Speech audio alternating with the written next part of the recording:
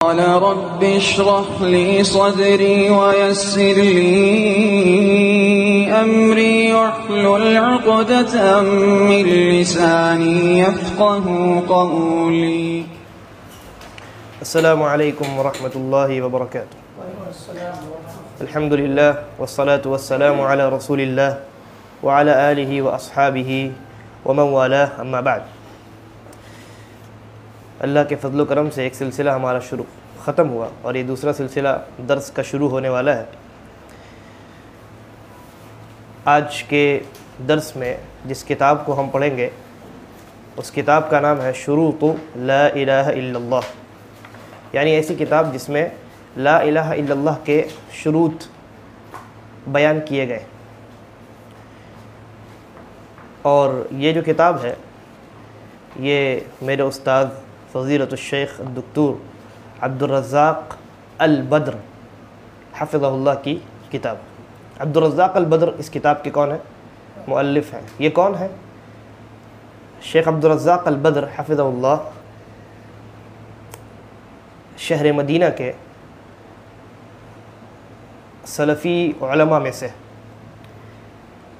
اور شیخ عبدالرزاق البدر محدث مدینہ فضیلۃ الشیخ العلامہ الفقیہ المحدث عبد المحسن العباد حفظہ اللہ کے فرزند ہیں، بیٹے، یعنی والد محترم محدث مدینہ ہیں اور ان کے بیٹے ہیں یہ شیخ عبدالرزاق البدر حفظہ اللہ. مسجد نبوی کے فی الحال مدرس ہیں. مسجد نبوی میں مختلف موضوعات پر درس دیتے ہیں، مختلف کتابیں طلبہ کو پڑھاتے ہیں اور مختلف عنوانات پر جیسے عقیدہ ہوا، فقہ ہوا، حدیث یا اصول حدیث ہوا، الگ الگ جو فیلڈ ہے ان تمام میں شیخ کے دروس موجود ہیں اور شیخ کی تالیف کردہ چھوٹی چھوٹی کتابیں موجود ہیں. اور اس سے قبل شیخ عبدالرزاق البدر حفظہ اللہ جامعہ اسلامیہ مدینہ منورہ میں جو اسلامک یونیورسٹی آف مدینہ ہے وہاں بحیثیت مدرس بھی اپنے خدمات انجام دے چکے ہیں. ابھی شیخ یونیورسٹی سے منسلک نہیں ہے لیکن مسجد قبلتین میں ایک مسجد ہے، اس کا نام ہے مسجد قبلتین. تو مسجد قبلتین میں شیخ کا جمعہ کا خطبہ ہوا کرتا ہے جو مدینہ میں ہے اور مسجد نبوی سے تقریباً یعنی کچھ ہی دوری پہ. اور مسجد نبوی میں شیخ کا عام طور سے فجر کے بعد درس ہوا کرتا ہے. تو میں نے بہت مختصر انداز میں شیخ کے تعلق سے کچھ باتیں آپ کو بتائی. تو شیخ نے جو کتابیں لکھی ہیں چھوٹی چھوٹی پتلی پتلی، ان میں سے ایک بہت عمدہ اور مفید کتاب یہ کتاب ہے جس کو ہم اور آپ انشاءاللہ اس درسی سلسلے میں پڑھنے اور پڑھانے کی کوشش کریں گے. اس کتاب کا عنوان کیا ہے؟ اس کتاب کا عنوان ہے شروط لا الہ الا اللہ. شروط لا الہ الا اللہ یعنی لا الہ الا اللہ کی شرطیں. سب سے پہلی بات، لا الہ الا اللہ کی شرطیں کا کیا مطلب ہے؟ لا الہ الا اللہ کی شرطیں کیا معنی ہے؟ معنی یہ ہے کہ لا الہ الا اللہ کی قبولیت کی شرطیں، ٹھیک ہے، یعنی ان شروط کے بغیر لا الہ الا اللہ کہنا اللہ رب العالمین کے یہاں قابل قبول نہیں ہو سکتا. ٹھیک ہے. اچھا، شرط کس کو کہتے ہیں؟ شرط کی تعریف کسی کو یاد ہے؟ آسان زبان میں اردو میں بتا سکتے ہیں. شرط کی تعریف یہ ہے کہ اگر وہ نہ ہو تو مشروط یعنی جس کے لیے یہ شرط رکھی گئی ہے وہ بھی نہیں ہو سکتی. مثال کے طور پہ نماز کے لیے شرط کیا ہے؟ طہارت، باوضو ہونا. ٹھیک ہے. تو میں نے کہا کہ اگر شرط نہ ہو تو جس چیز کے لیے وہ شرط رکھی گئی ہے وہ چیز نہیں ہو سکتی. اس مثال کو لیجئے، نماز کے لیے وضو شرط ہے، اگر وضو نہ ہو تو نماز ہو سکتی ہے. یعنی اگر شرط غیر موجود ہے تو جس چیز کے لیے اس شرط کو متعین کیا گیا ہے وہ چیز وجود میں نہیں آ سکتی. ٹھیک ہے، جیسے اگر وضو شرط ہے، اگر وضو نہ ہو تو نماز کا وجود نہیں ہو سکتا. نماز یعنی نماز شرعی نماز کا وجود نہیں ہو سکتا. نماز تو آدمی پڑھ سکتا ہے، نیند سے اٹھے گا آ کر کے نماز پڑھنا شروع کر دے گا، بظاہر لگے گا کہ وہ نماز پڑھ رہا ہے، لیکن شرعی نماز اس نے نہیں پڑھی. ٹھیک ہے، تو شرط کی تعریف کیا ہے؟ اگر وہ نہ ہو تو مشروط کس کو کہتے ہیں؟ جس کے لیے وہ شرط بنائی گئی ہے وہ بھی نہیں ہو سکتی. لیکن یہ ضروری نہیں ہے کہ اگر وہ شرط موجود ہے تو مشروط لازماً ہوگا، ایسا نہیں ہے. یعنی اگر شرط موجود ہے تو ضروری نہیں ہے کہ جس چیز کے لیے اس عمل کو یا اس چیز کو شرط بنایا گیا ہے وہ چیز بھی موجود ہو واجبی طور پہ، ایسا نہیں. اسی مثال کو لیجئے، وضو نماز کے لیے شرط ہے، لیکن کیا کوئی انسان باوضو ہے، وضو سے ہے، تو کیا اس کے لیے نماز پڑھنا شرط ہے؟ یعنی نماز پڑھنا واجب ہے اس کے لیے؟ ضروری تھوڑی ہے. آپ باوضو ہیں، ممکن ہے آپ نے قرآن مجید پڑھنے کے لیے وضو کیا ہو. تو انسان شرط پایا گیا نہیں ہے کہ مشروط بھی پایا جائے، یہ ضروری نہیں ہے. ممکن ضرور ہے لیکن ضروری نہیں ہے. تو شرط کی تعریف یاد رکھیے ان دو جملوں میں، شرط کی تعریف ان دو جملوں میں، یا اس تعریف کے ڈیفینیشن کے دو حصے. پہلا حصہ یہ ہے، آپ پہلے یہ سمجھ لیجئے شرط کس کو کہتے ہیں اور مشروط کیا ہے نا. شرط وہ چیز جس کو ضروری قرار دیا گیا، اور مشروط جس کے لیے ضروری قرار دیا گیا. نماز میں اور وضو میں شرط کون سی ہے اور مشروط کون سی ہے؟ نماز مشروط ہے اور شرط کون سی ہے؟ وضو شرط ہے. اب آپ نے شرط اور مشروط سمجھ لیا تو میں شرط اور مشروط بولوں گا، آپ سمجھ جائیں گے. اب ڈیفینیشن کیا ہے شرط کی؟ کہ اگر، یعنی ڈیفینیشن یہ ہے، شرط اگر نہ ہو تو مشروط نہیں ہو سکتا.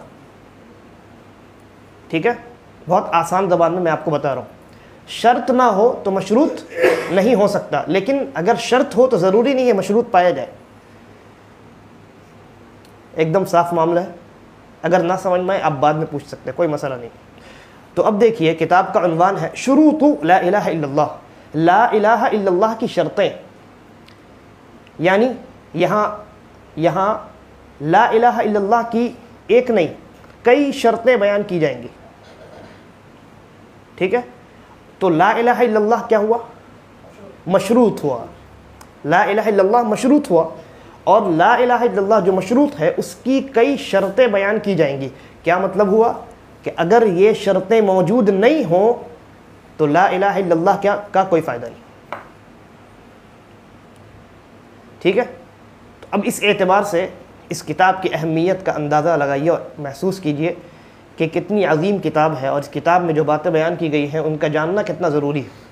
یعنی آپ سے مؤلف کتاب یہ کہہ رہے ہیں کہ اگر آپ نے لا الہ الا اللہ کے متعلق ان باتوں کو نہیں جانا یا ان باتوں پر عمل نہیں کیا تو آپ کے لا الہ الا اللہ کا کوئی فائدہ نہیں.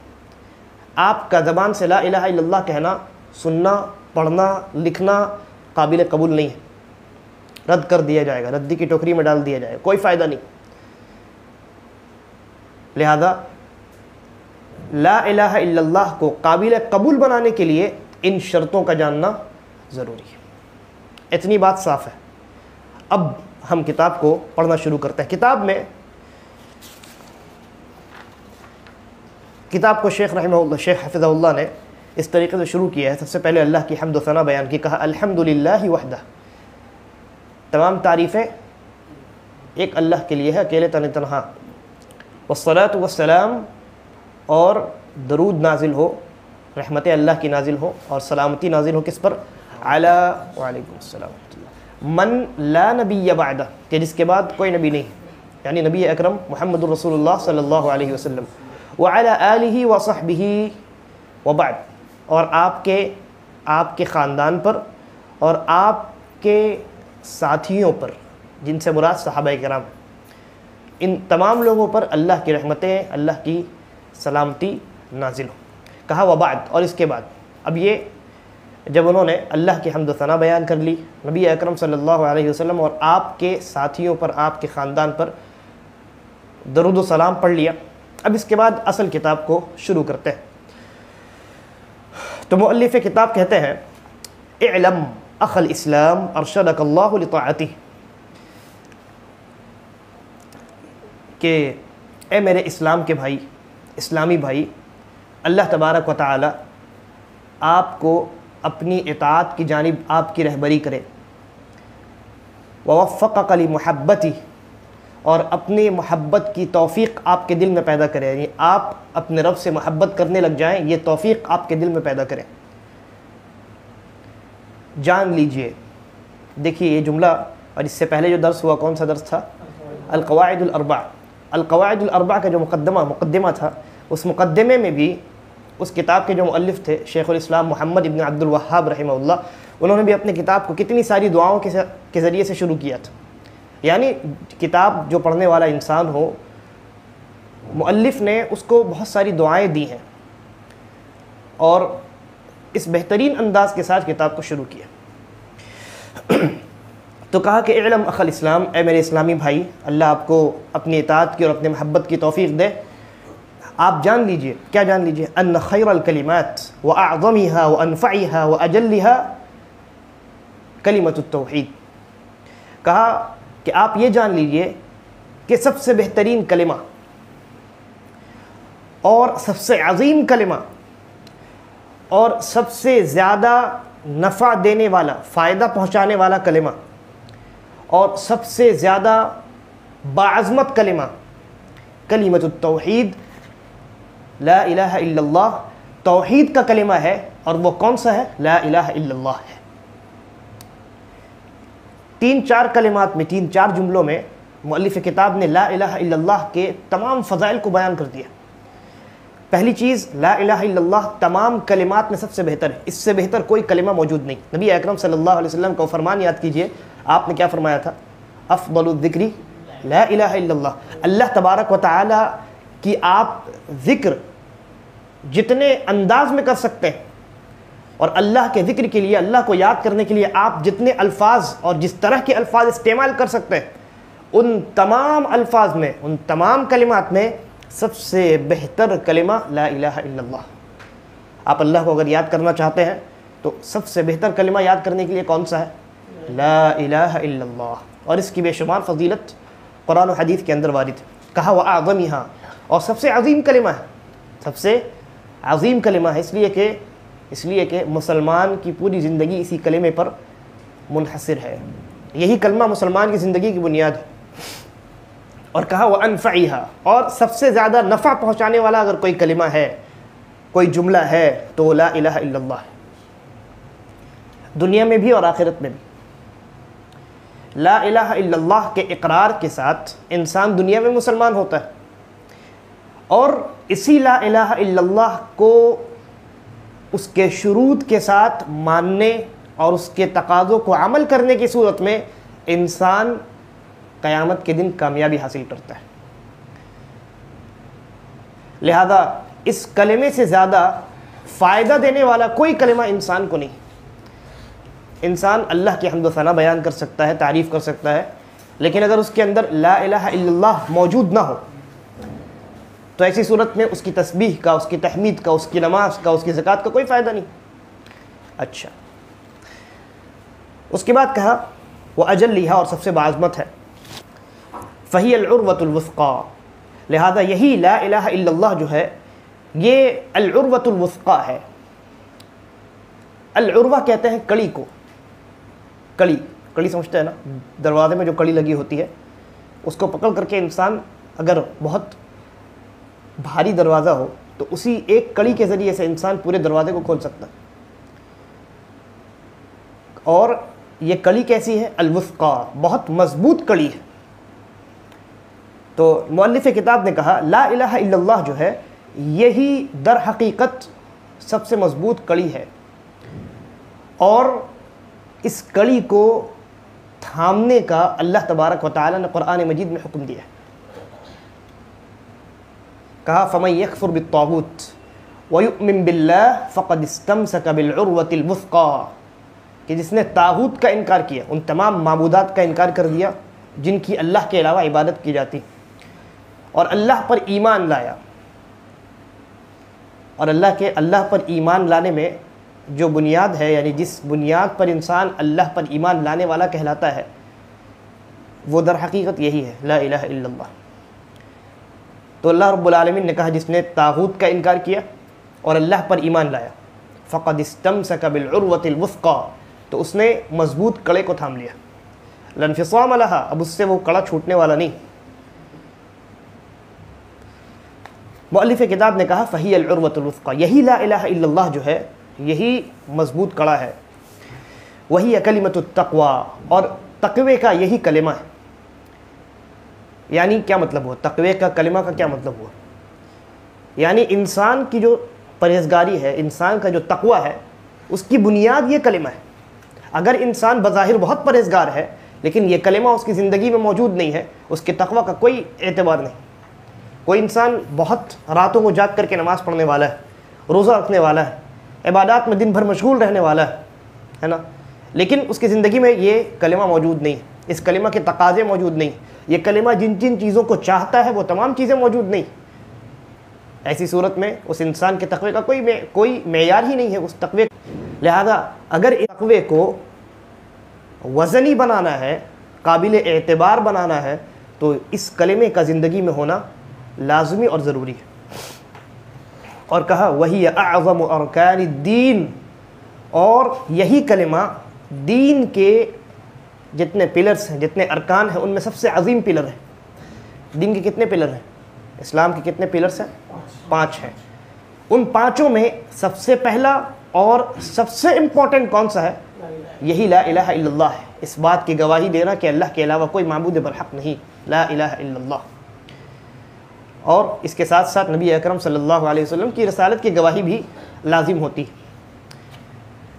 وَأَهَمُّ شُعَبِ الْإِيمَانِ، اور ایمان کے بہت ساری شاخیں ہیں نا، لیکن ان تمام شاخوں میں سب سے اہم شاخ لا الہ الا اللہ ہے۔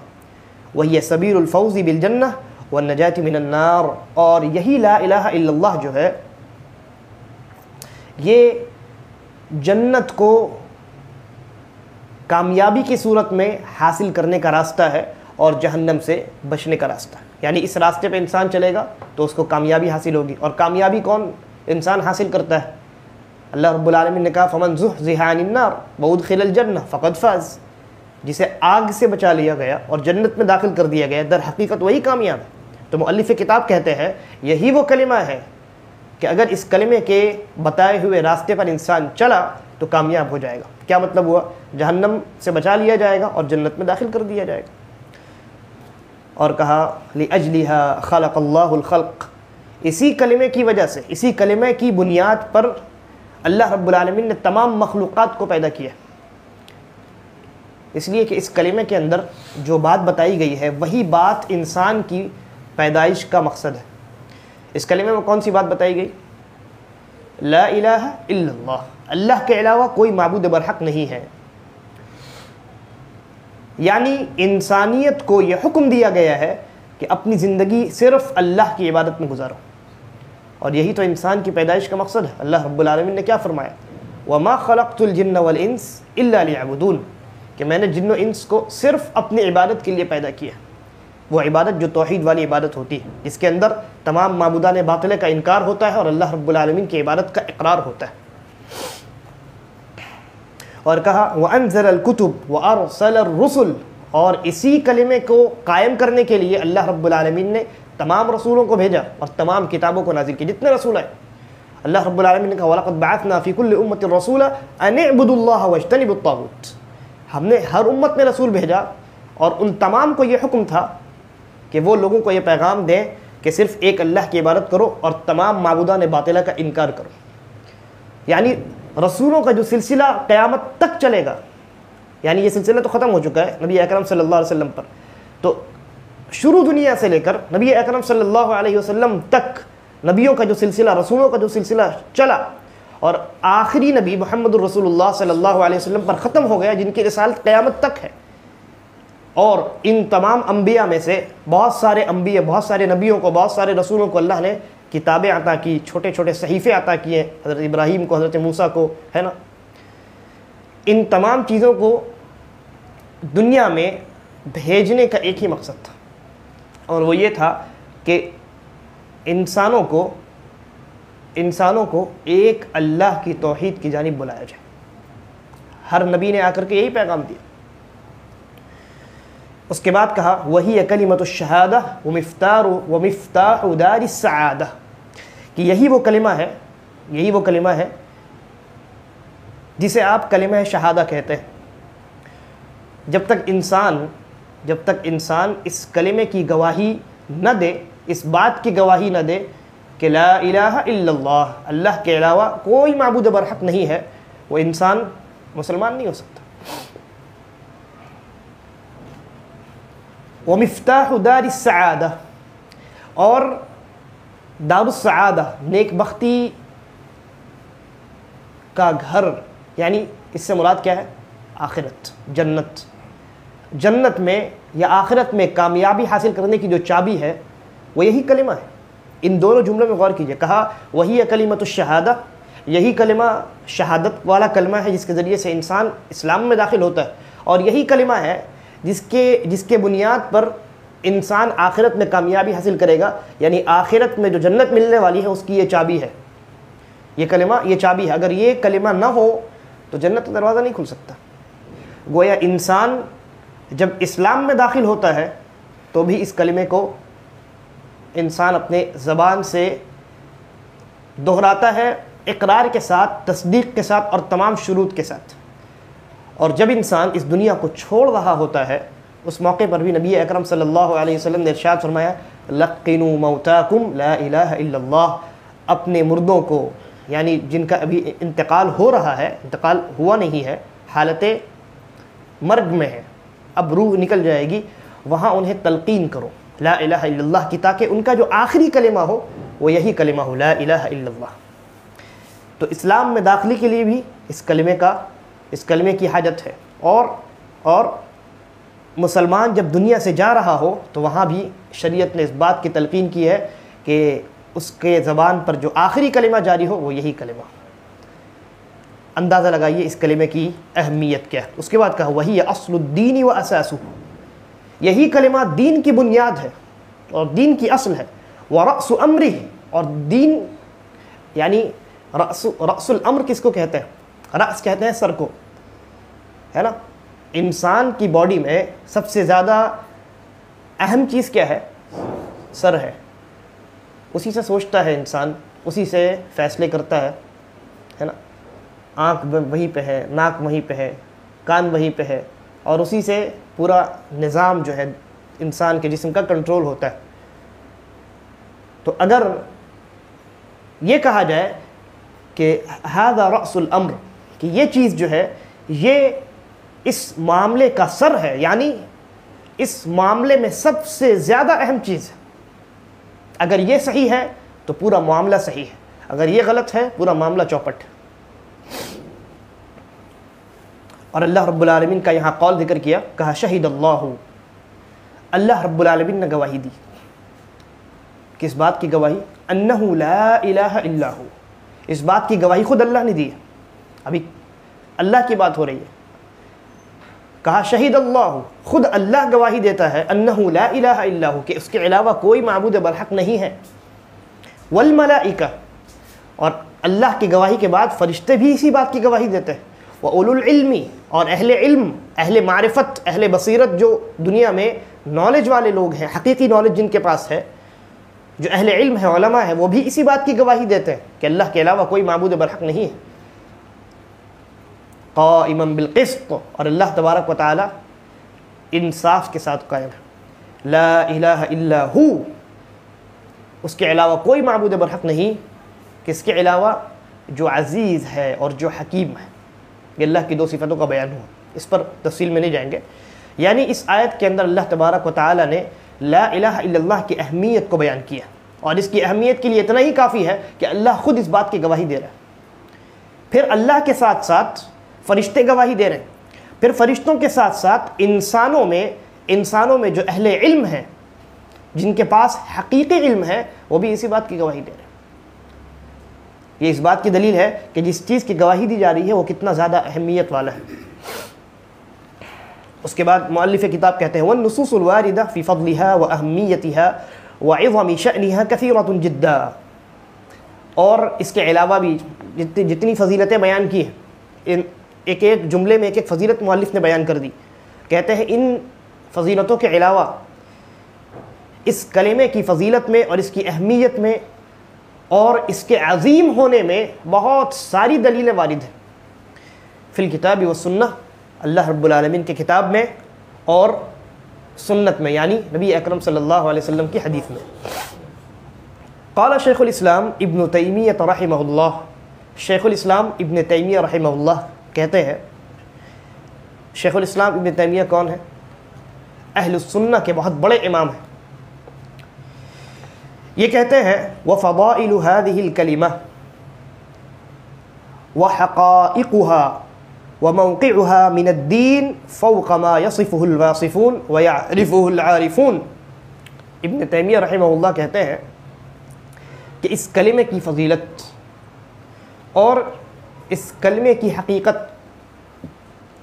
اور شریعت میں، دین میں اس کا مقام و مرتبہ یہ اتنا بلند ہے کہ اس کو کوئی بیان کر اس کا قہو بیان نہیں کر سکتا،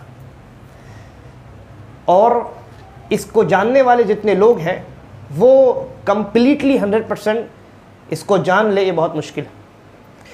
وہی رأس الامر کلہ، اور یہ جو کلمہ ہے یہ رأس الامر ہے۔ ابھی میں نے رأس الامر کا معنی آپ کو بتایا، یہ کلمہ رأس الامر ہے، یعنی معاملے کا سر ہے۔ یہ صحیح تو معاملہ صحیح، یہ غلط تو پورا معاملہ چوپٹ۔ اب یہ جو ہے یہ ایک مقدمہ تھا جس کو مؤلف نے بیان کیا، لا الہ الا اللہ کو آپ کے سامنے بیان کیا، یہ ہے کیا، اس کی کیا فضیلت ہے، اس کلمے کا کیا مقام و مرتبہ ہے، وہ آپ کے سامنے بیان کر دیا گیا۔ اب اس کے بعد اس کلمے کے تعلق سے اصل بات شروع ہو رہی ہے، جس مقصد کے تحت اس کتاب کو لکھا گیا، اسی مقصد کو اب مؤلف کتاب حفظہ اللہ بیان کرتے ہیں۔ کہتے ہیں اخ الاسلام، اے میرے اسلامی بھائی، اعلم وفقک اللہ لطاعتہ، اے میرے اسلامی بھائی اللہ آپ کو اپنے اطاعت کی توفیق عطا فرمائے، آپ جان لیجئے ان لا الہ الا اللہ لا تقبل من قائلها ولا ينتفع بها الا اذا ادى حقها وفرضها واستوفى شروطها الواردہ فی الکتاب والسنہ۔ کہا کہ یہ جو لا الہ الا اللہ ہے، اس کلمے کو زبان سے کہنے والے سے اس کلمے کو یوں ہی قبول نہیں کیا جائے گا، یہاں تک کہ اور نہ ہی یہ کلمہ اس انسان کو فائدہ دے سکے گا، یا وہ انسان اس کلمے کا فائدہ حاصل کر سکے گا یوں ہی زبان سے کہنے سے، ایسا نہیں ہو سکتا۔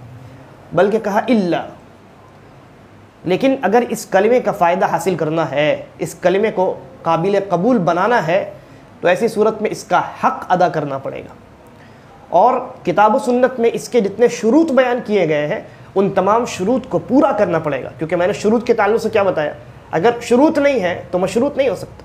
یا مشروط لا الہ الا اللہ ہے، اور شروط جو کتاب و سنت میں جس کا بھی بیان ہوگا، تو اگر وہ نہیں ہے تو لا الہ الا اللہ کی کوئی اہمیت نہیں۔ مؤلف کتاب کہتے ہیں وہی شروط سبعہ مہمہ، اور وہ جو شروط ہیں لا الہ الا اللہ کی کتنی ہے؟ 7 ہیں، 7 شرطیں ہیں لا الہ الا اللہ کے قابل قبول ہونے کے لیے۔ یجب علی کل مسلم، ہر مسلم پر اس کا سیکھنا واجب ہے اور اس پر عمل کرنا واجب ہے۔ فلیس المراد هنا عد الفاظها وحفظها فقط، یہاں شروط کا یہ مطلب نہیں ہے کہ آدمی شروط کو رٹ لے، زبان سے رٹ لے، ایک مجلس میں بیٹھ کر کے 5 منٹ میں اس کو یاد کر کے ختم، یہ مطلب نہیں ہے۔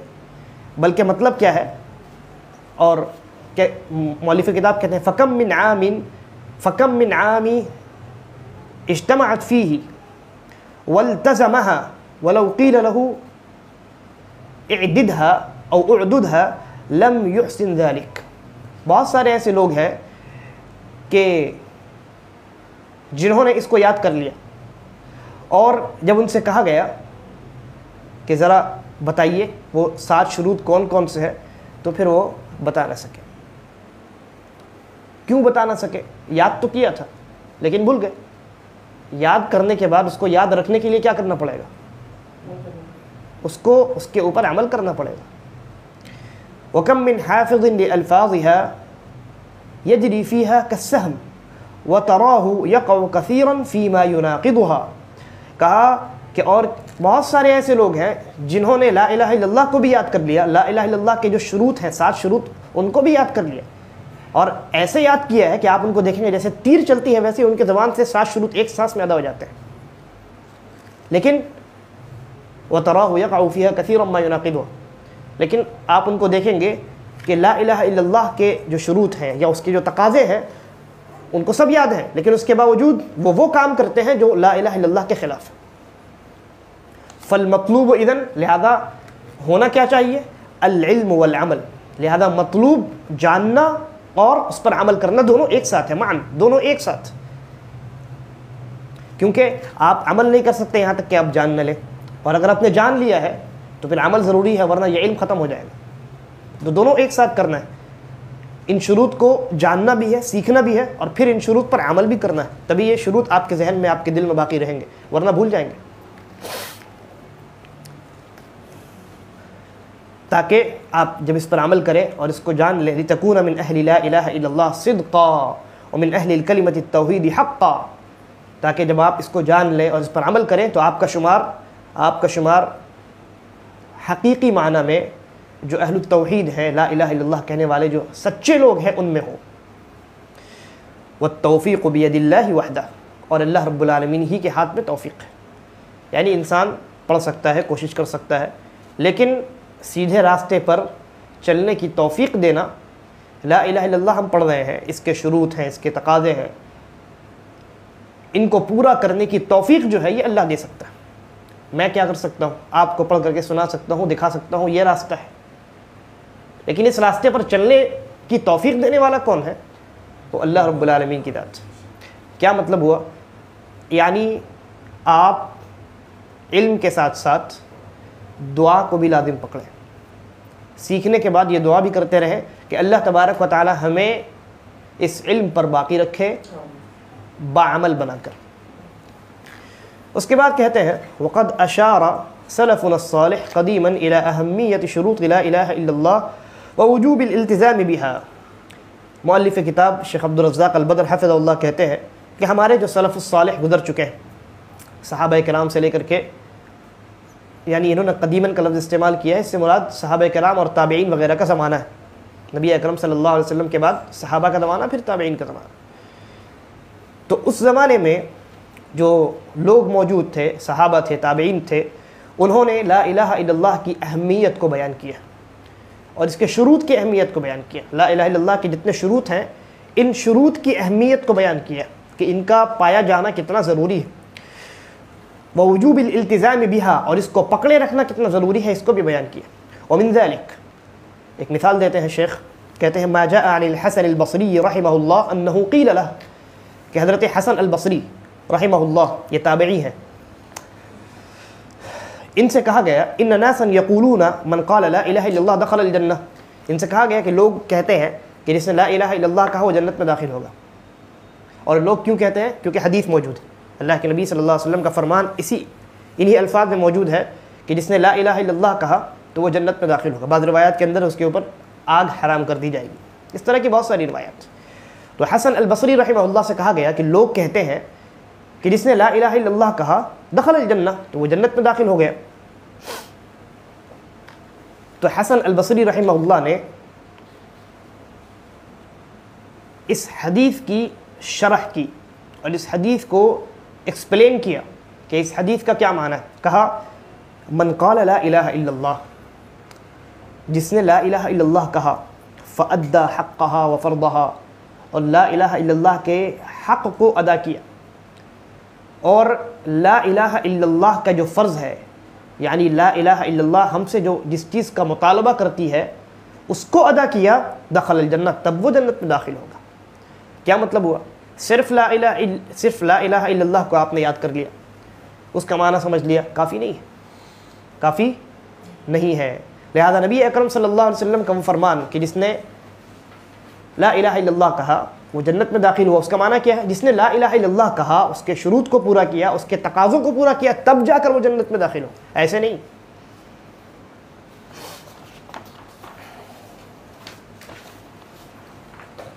وقال الحسن، اور یہ جو حسن البصری ہے غالباً، انہوں نے للفرزدق، ایک آدمی تھا فرزدق، اس کو کہا وہو یدفن امرأتہ، وہ اپنی بیوی کو دفن کر رہا تھا. تو حسن البصری رحمہ اللہ نے ان سے کہا ما اعددت لهذا اليوم، اس دن کے لیے تم نے کیا تیاری کی؟ یعنی قبر کی جانب اشارہ کر کے کہا قبر کی جو زندگی ہے، موت کے بعد برزخ کی زندگی شروع ہو جاتی ہے قیامت تک کے لیے، اور پھر قیامت کا قائم ہونا ہے. تو تم نے موت کے بعد جو زندگی ہے اس زندگی کے لیے کیا تیاری کی؟ قال، تو اس انسان نے کہا جو اپنی بیوی کو دفن کر رہا تھا، شہادت اللہ الہ الا اللہ منذ 70 سنہ، کہا کہ میں نے اس کی تیاری میں لا الہ الا اللہ کی گواہی کو رکھا ہے 70 سال سے. یعنی وہ آدمی 70 سال کا لگ بھگ ہوگا، یہ 70 71 72 75 ہے نا. تو اس نے کیا کہا؟ میں نے اس دن کے لیے لا الہ الا اللہ کی گواہی کو رکھا ہے 70 سال سے. فقال الحسن، تو حسن البصری رحمہ اللہ نے کہا نعم العدہ، بہت بہترین تیاری ہے، بہت عمدہ تیاری ہے، للا الہ الا اللہ شروع، لیکن لا الہ الا اللہ کی جو تم نے تیاری کر رکھی ہے اس کے بہت سارے شروط ہیں، اس کے بہت سارے شروط ہیں. بغیر ان شروط کو پورا کیے تمہاری یہ 70 سال کی گواہی لا الہ الا اللہ کی کوئی کام کی نہیں، فائدہ نہیں دے سکتی جب تک ان شروط کو اپنی زندگی میں تم پیدا نہ کر لو. اس کے بعد کا جو جملہ ہے وہ مجھے ابھی سمجھ میں نہیں آیا، میں اگلے درس میں اس کو دیکھتا ہوں. وقال وہب ابن منبہ لمن سألہ، اور وہب ابن منبہ ان سے کسی نے سوال کیا الیس مفتاح الجنت لا الہ الا اللہ، کیا جنت کی چابی لا الہ الا اللہ نہیں ہے؟ قال بلا، تو وہب ابن منبہ رحمہ اللہ نے کہا کہ ہاں بالکل لا الہ الا اللہ یہ جنت کی چابی ہے، اس کے بغیر جنت کا دروازہ نہیں کھل سکتا. ولیکن، اب دیکھیے کتنا بہترین جملہ ہے، بہت عمدہ جملہ ہے، سنہرے حروف سے لکھے جانے کے قابل. کہا ولیکن ما من مفتاح الا له اسنان، کہ کوئی بھی چابی دنیا میں ایسی نہیں ہے جس کے دانت نہ ہو. چابی کیا پلین ہوتی ہے؟ چابی کے دانت ہوتے ہیں نا.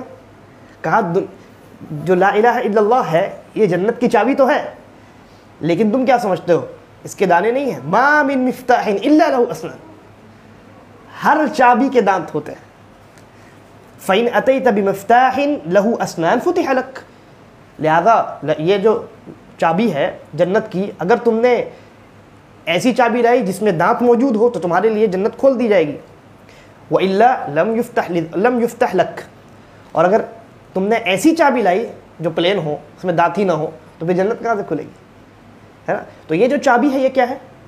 یہ لا الہ الا اللہ ہے، اور اس چابی کے جو دانت ہیں یہ لا الہ الا اللہ کے شروط ہیں. اگر یہ دانت نہ ہو تو یہ چابی بیکار، جنت نہیں کھلنے والی. تو اس چابی کو کارآمد بنانے کے لیے ضروری ہے کہ انسان اس میں دانت پیدا کرے. اور وہ دانت کیسے پیدا ہوں گے؟ انسان جب اس کلمے کی شروط کو، اس کلمے کے شروط کو جانے گا، پڑھے گا، سیکھے گا، اس کو اپنی زندگی میں نافذ کرے گا، تب جا کر یہ جو چابی ہے جنت والی اس کے اندر دانت پیدا ہوں گے. شیخ کہتا ہے یشیر بالاسنان الی شروط لا الہ الا اللہ، یعنی یہاں دانت سے کیا مراد ہے؟ لا الہ الا اللہ کے شروط، جس کو پکڑے رہنا ہر مسلمان مکلف پر واجب ہے. مکلف سے مراد یعنی وہ انسان جو پاگل نہ ہو، ٹھیک ہے، وہ انسان جو بالغ ہو اور جس کے پاس کوئی عذر نہ ہو، وہ اس کو مکلف کہتے ہیں. یعنی جو اللہ کی جانب سے ان مسائل یا ان احکامات کو انجام دینے کے لائق. تو ہر وہ انسان جو کسی بھی طریقے سے معذور نہیں ہے، چاہے بچہ نہ ہو یا پاگل نہ ہو یا کوئی دوسرا عذر موجود نہ ہو، صحیح سالم ہے ہر طریقے سے، تو ایسی صورت میں اس کے اوپر لا الہ الا اللہ اور اس کے شروط کو جاننا اور اس پر عمل کرنا، اس کو پکڑے رہنا واجب ہے.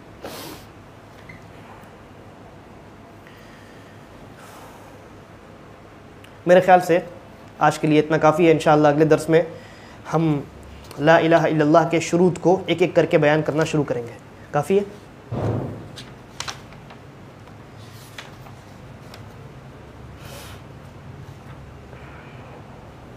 یہ ایک شرط کو میں بیان کر دیتا ہوں کیونکہ رمضان سے پہلے ہمارے پاس زیادہ وقت نہیں. شیخ کہتے ہیں وشروط لا الہ الا اللہ سبعہ کما تقدم وہی، لا الہ الا اللہ کے شروط کتنے ہیں؟ 7 ہیں، جیسا کہ ابھی گزرا شیخ نے بیان کیا. اور وہ کون کون سے ہیں؟ نمبر 1 العلم بمعناها نفیا و اثباتا المنافی للجہل. چلیے آج کے درس میں شیخ نے 7 گنوا دیے ہیں، میں گنوا دیتا ہوں اور اس پر جو تفصیلی گفتگو ہوگی وہ اگلے درس میں. تو 1 نمبر پہ کیا ہے؟ العلم بمعناها، لا الہ الا اللہ کے معنی کو جاننا. نفیا و اثباتا، کیا مطلب ہوا؟ لا الہ الا اللہ میں جس چیز کی نفی کی گئی ہے اس کو بھی جاننا اور جس چیز کو ثابت کیا گیا ہے اس کو بھی جاننا. لا الہ الا اللہ میں 2 حصے. پہلا حصہ ہے لا الہ، کوئی معبود برحق نہیں ہے. کوئی معبود برحق کا لفظ لگانا ضروری ہے، ورنہ آپ کہیں گے لا الہ کوئی معبود نہیں ہے تو غلط، جھوٹ ہو جائے گا. الہ تو موجود ہے نا، معبود تو موجود ہے، وہ اللہ کی ذات، لیکن برحق کے لفظ کا اضافہ ضروری ہے. لا الہ یعنی کوئی معبود برحق نہیں ہے. تو پہلے آپ کو تمام ان لوگوں کی نفی کرنی ہے جو حقیقی معبود نہیں ہے. ٹھیک ہے؟ اس کے بعد کیا ہے؟ الا اللہ، سوائے اللہ کے، یعنی اللہ کو حقیقی معبود ثابت کیا گیا. تو یہ 2 حصے ہو گئے، ان دونوں کا جاننا ضروری ہے. اور اس جاننے کو کیا کہ یہ جو جاننا ہے علم یہ جہالت کی ضد ہے نا، جہالت کی ضد ہے. ایک انسان، آپ ایسے راستے میں جا رہے ہیں، کوئی ملا آپ کو، آپ نے کہا بولو لا الہ الا اللہ، کہا اس نے لا الہ الا اللہ، ہو گیا جنت میں جائے گا؟ نہیں، اس کا جاننا ضروری ہے اس کے لیے. وہ جاہل انسان ہے. ابھی جاہل سے مراد وہ اردو والا جاہل نہیں، اردو میں تو مذمت کے لیے استعمال کرتے ہیں. جاہل سے مراد نا آشنا، نا واقف انسان، جانتا نہیں ہے لا الہ الا اللہ کا معنی کیا، زبان سے کہہ دیا تو اس سے کیا. بہرحال تفصیلی گفتگو انشاءاللہ ہوگی. دوسرے نمبر پہ ہے الیقین المنافی للشک والریب. دوسرے نمبر پہ ہے یقین، لا الہ الا اللہ کے متعلق یقین رکھنا. اور یہ جو یقین ہے اس کا اپوزٹ کیا ہے؟ شک. لہذا شک نہیں ہونا چاہیے، لا الہ الا اللہ کے متعلق کوئی شک نہیں ہونا چاہیے، بلکہ مکمل کامل یقین ہونا چاہیے. تیسرے نمبر پہ ہے الاخلاص المنافی للشرک والریاء. اخلاص ہونا چاہیے. اور اخلاص کس کی ضد ہے؟ کس کا اپوزٹ ہے؟ 2 چیزوں کا. ایک تو ریا، دکھاوا، ٹھیک ہے، اور دوسرا شرک. دونوں کے اپوزٹ کیا ہے؟ یعنی عبادت کرنے کے معاملے میں اخلاص. 4 نمبر ہے الصدق المنافی للکذب. تصدیق ہونی چاہیے. آپ نے جان لیا، یقین کر لیا، لیکن دل سے آپ نے اس کے اوپر اعتماد نہیں کیا تو پھر وہ لا الہ الا اللہ بیکار ہے. اور یہ جو الصدق ہے یعنی سچائی، یہ کس کی ضد ہے؟ جھوٹ کی. 5 نمبر پہ ہے المحبہ النافیہ للبغض والکرہ. محبت ہونی چاہیے، اور یہ جو محبت ہے یہ بغض کی اور ناپسندیدگی کی ضد ہے. لا الہ الا اللہ کو آپ نے جان لیا، مان لیا، لیکن پسند نہیں کرتے. آپ کو یہ پسند ہے کہ 10 معبود کے سامنے سر جھکائیں، ایک معبود کے سامنے سر نہ جھکائیں. ٹھیک ہے؟ تو ایسی صورت میں آپ کے لا الہ الا اللہ کو کوئی فائدہ نہیں. لہذا محبت ہونی چاہیے لا الہ الا اللہ سے، اللہ سے اور اللہ کے احکامات سے، اللہ کی شریعت سے. تفصیلی گفتگو ہوگی. 6 نمبر پہ ہے الانقیاد المنافی للترک. الانقیاد کا مطلب ہوتا ہے اطاعت کرنا. لا الہ الا اللہ جن چیزوں کو بتاتا ہے یہ کرنا ہے یا نہیں کرنا ہے، ان تمام چیزوں میں اس کی اطاعت کرنا. اور اطاعت یہ ترک کی ضد ہے، چھوڑ دینے کی ضد ہے نا. ایک ہے کرنا، ایک ہے نہیں کرنا. تو آپ کو لا الہ الا اللہ جن چیزوں کا تقاضا کرتا ہے ان کو کرنا ہے، چھوڑنا نہیں. اس کے بعد 7ویں نمبر پہ ہے القبول المنافی للرد. 7ویں نمبر پہ 7ویں شرط کیا ہے؟ قبول. لا الہ الا اللہ کو قبول کرنا. آپ کو سب معلوم ہے، لا الہ الا اللہ کا علم آپ نے رکھ لیا، آپ نے یقین کر لیا ہاں یہ بھی صحیح ہے، آپ نے لا الہ الا اللہ کو پسند بھی کر لیا، ٹھیک ہے، آپ نے اس کی تصدیق بھی کر دی، لیکن آپ نے قبول نہیں کیا. جیسے ایک مثال کوئی دے سکتا ہے؟ ابو طالب، بہت عمدہ. حضرت ابو طالب جو تھے ساری چیزوں کا علم تھا ان کو، لیکن قبول نہیں کیا انہوں نے. قبول نہیں کرنے کے نتیجے میں کیا ہوا؟ کافر مرے, شرک پر مرے, اور جنت میں داخل نہیں ہو سکتے, جہنم میں ان کو داخل کیا جائے گا. تو لا الہ الا اللہ کا جو آخری شرط ہے قبول کرنا, انشاءاللہ ان 7 شروط پر ہماری گفتگو اگلے درس میں انشاءاللہ تبارک و تعالی ہوگی. اللہ تبارک و تعالی سے دعا ہے کہ وہ ہمیں صحیح سمجھ کے توفیق عطا فرمائے اور ہمارے اس پڑھنے بیٹھنے کو شرف قبولیت بخشے اور ہمارا خاتمہ ایمان, اسلام اور اسی کلمہ توحید پر کرے. آمین. ھذا واللہ اعلم وصلی اللہ علی نبینا وسلم.